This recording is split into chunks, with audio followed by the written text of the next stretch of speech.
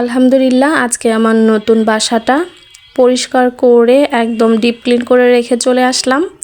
এখন যেদিন যাব সেদিন আর কোনো প্রবলেম হবে না।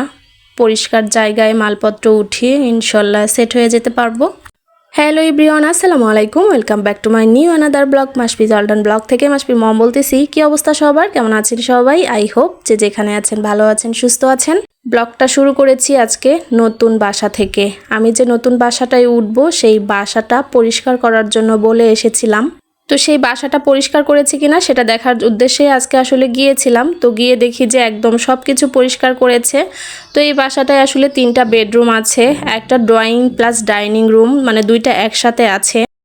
আবার 4টা বেলকনি আছে। সবচেয়ে বেশি ভালো লেগেছে রুমের সাথে বেলকনি, প্রত্যেকটা রুমের সাথে বেলকনি, প্লাস হচ্ছে রান্নাঘরের সাথেও বেলকনি, 3টা ওয়াশরুম আছে। তো একদম খোলামেলা। দেখেন এই বাসাটায় কিন্তু লাইট দেওয়া নাই, আর দেখেন দিনের বেলাতেই প্রচুর আলো। এখন যেহেতু শীতকাল আর আমরা একটু বিকেলের দিকে এসেছিলাম, তো এই জন্য আলোটা কম। যখন রোদ আসবে বা দেখা যাবে যে গরমের দিন, তখন কিন্তু আলোগুলো আরও অনেক বেশি দেখা যাবে। আর এই দেখেন প্রত্যেকটা রুমের সাথে বেলকনি আছে। আমার যেহেতু ছোট বাচ্চা আছে, খেলার জন্য সুবিধা হবে, প্লাস গাছগাছালি সব কিছুই রাখতে পারবো। বাসাটা আলহামদুলিল্লাহ অনেক বড় আছে, আমার ফ্যামিলির জন্য একদম পারফেক্ট। তো এখানে আমি ঘুরে ঘুরে দেখতেছিলাম, আমি যেভাবে যেভাবে বলেছি বাসাটা পুরোটাই একদম সেইভাবে ডিপ ক্লিন করে রেখেছে। আর এ পাশেও একটা বেলকনি আছে, বেলকনির এখানেও একটা ওয়াশরুম দেওয়া আছে, এটা কমন ওয়াশরুম। আর এখানে একটা বেডরুম আছে, প্লাস এই বেডরুমের পাশেও অনেক বড় একটা বেলকনি আছে। আর চারপাশে জানালা আছে, অনেক সুন্দর বাতাস এখান দিয়ে আসবে। এই রুমটার পাশে বিশাল বড় একটা গাছ আছে, যার জন্য কিন্তু গরমের সময় একদমই এই পাশে গরম লাগবে না, অনেক ঠান্ডা লাগবে। আর এর উপরেও আরও 2টা উপরে হচ্ছে আপনার ফ্লোর আছে। আর টপ ফ্লোরের নিচে থাকলে অনেক গরমের প্রবলেম হয়। এবার আমি বাসাটা নিয়েছি 3 তালাতে, উপরে আরও 2টা তালা আছে। তো এজন্যই বেশি ভালো হবে, গরমের সময় খুব একটা গরম লাগবে না। আর এটা হচ্ছে রান্নাঘর, অনেক সুন্দর রান্নাঘরটা। রান্নাঘরের পাশে যে বেলকনি আছে এটা আমার খুব ভালো লেগেছে। বাসাটা ঘুরে দেখে শেষ করে চলে এসেছি কসমেটিক্সের দোকানে। এখানে এসে আমার ছেলে যেহেতু যে স্কুলটা থেকে পড়াশোনা করেছে সেখান থেকে চলে যাবে, তো এখানে ওর ম্যামদের জন্য আমি কিছু গিফট কিনতেছিলাম।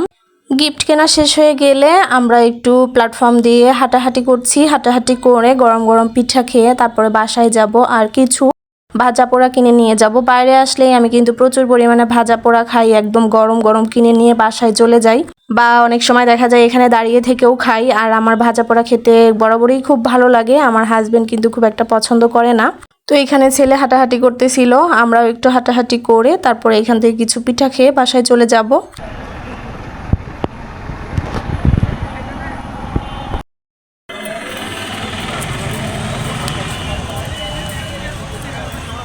বাসায় যাই চলো। মাসপি, আর কি খাবা? কিছু খাবা? তো হাঁটাহাঁটি করে কিছু গরম গরম পিঠা খেয়ে আবার এই যে ভাজা পোড়া কিনে নিয়ে বাসায় চলে এসেছি। এখানে নিয়েছি পেঁয়াজু, বেগুনি, রসুনের চপ, তারপরে সিঙ্গারা, আর হচ্ছে আলুর চপ। আলুর চপ আমার খুব ফেভারিট। আর আমরা বাইরে গেলে এখানে একটা চাচার দোকান আছে, সেখান থেকে এই ভাজা পোড়াগুলো কিনে খাই। আমি এগুলো একদম গরম গরম ভেজে সাথে সাথে তুলে নিয়ে এসেছি। বাসা যেহেতু কাছে ছিল আর গরমও আছে, এখন হচ্ছে বাসায় একটু রিল্যাক্স মুডে বসে বসে এটা খাবো। আমার কাছে খুব ভালো লাগে। আপনাদের কাছে ভাজা পোড়া কেমন লাগে কমেন্ট করে কিন্তু অবশ্যই জানাবেন। আর এখন আমি সবার প্রথমে খাবো আলুর যে চপটা আছে সেটা। এটাতে আসলে গরুর মাংস বা মুরগির মাংস আলু ভর্তার মধ্যে দিয়ে তারপর এটা বানায়। তো এখানে খুব মজা করে বসে বসে খাচ্ছিলাম আমার প্রিয় প্রিয় জিনিস। আমি আর আমার ছেলে খাচ্ছিলাম। আর যে খাওয়ার সময় আমার ছোট পণ্ডিতটা আমাকে ডিস্টার্ব করতেছিল, কারণ ও একটা খেলনা ফোন কিনেছে। ও বলতেছে ও নাকি এটা অনেক সুন্দর একটা ফোন কিনেছে, বলতেছে তোমার ফোন আছে, আমারও ফোন আছে। তো ওর সাথে কথা বলতেছিলাম আর খাচ্ছিলাম। তো অনেক দিন পর ক্যামেরার সামনে বসে বসে খাচ্ছি, ঠিক আছে? কেউ নজর দিয়েন না, নজর দিলে আবার দেখা যাবে যে আমার পেটে সমস্যা হবে। তো আপনারা খাইতে চাইলে আমার বাসায় চলে আসবেন, আমিও খাওয়াবো। তো ভিডিওর এই পর্যায়ে এসে আবারও রিকোয়েস্ট করতেছি, যারা আজকে প্রথম এবং নতুন আমার চ্যানেলটি ভিজিট করেছেন, আমার ভিডিওর কোনো অংশ বা আমার কথার কোনো অংশ যদি এতটুকু পরিমাণ ভালো লেগে থাকে, তাহলে প্লিজ আমার চ্যানেলটা সাবস্ক্রাইব করে দিয়ে আমার পাশে থেকে যাবেন। আর পাশে থাকা বেল আইকনটি অবশ্যই ক্লিক করে দিবেন, সবার আগে নোটিফিকেশন পেয়ে যাবেন আপনি। আপনার সময় এবং সুযোগ মতো আমার ভিডিও যদি আপনার দেখতে ভালো লাগে তাহলে দেখে নিতে পারবেন। আর এখন আমি ফ্রিজ থেকে বড় মোরগের মাংস বের করে নিলাম। এটা আমার হাতে পালাই মোরগ, তো কয়েকটা একসাথে কেটেছিলাম, তো এখনো 2টা আছে। তো এটা আজকে রান্না করব নতুন আলু দিয়ে। তো রাত বাজে প্রায় 9:30। দেখেন আমি রান্না বসিয়েছি বেগুনের চাক ভাজা, আর এখানে আমি মুরগির মাংসটা রান্না করব একদম নতুন আলু দিয়ে। আর পাটায় মশলাটা এখনই বেটেছি, বাটা মশলা দিয়ে তরকারিটা রান্না করব। আসলে নতুন আলু দিয়ে মাংসটা এত মজা হয়েছিল। তো এখানে অলরেডি কিন্তু বেগুনের চাক ভাজা আমার হয়ে গিয়েছে, আর এপাশে দেখেন আমার মুরগির মাংসও কষানো হয়ে গিয়েছে। প্রেশার কুকারে কেন দেশি মোরগের মাংস রান্না করতেছি, এগুলো একটু বেশি দিনের মোরগ হয়ে গিয়েছে, মানে একটু বয়সও হয়ে গিয়েছে। তো প্রেশার কুকারে সিদ্ধ না করলে খাওয়া যাবে না, একটু শক্ত শক্ত হয়। দেশি মুরগি কিন্তু এমনিতেই শক্ত, আর ওটার যদি বয়স ধরেন 6 মাস বা 8 মাস 1 বছর হয়, তাহলে তো এটাকে একদম প্রেশার কুকারে কষিয়ে রান্না করলে এটা নরম হয়। তো এরপর রাত বাজে 11:20। তো এখন দেখেন গরম গরম ভাত, বরবটি ভাজা, বেগুন ভাজা আর মুরগির মাংস দিয়ে মাশাআল্লাহ এখন খাওয়া দাওয়া করে নিব। খাওয়া দাওয়া শেষ করে তারপরে আর কি করব, ঘুমানোর জন্য যেতে হবে। বিকেলে যেহেতু বাইরে গিয়ে খাওয়া দাওয়া করা হয়েছিল, এজন্য রাতে ক্ষুধা লাগতে একটু দেরি হয়েছে। খাওয়া দাওয়াও কিন্তু আজকে দেরি হয়ে গিয়েছে। চুলা থেকে একদম গরম গরম ভাত তরকারি নামিয়ে এই দেখেন খাওয়া শুরু করে দিব এখন আমরা।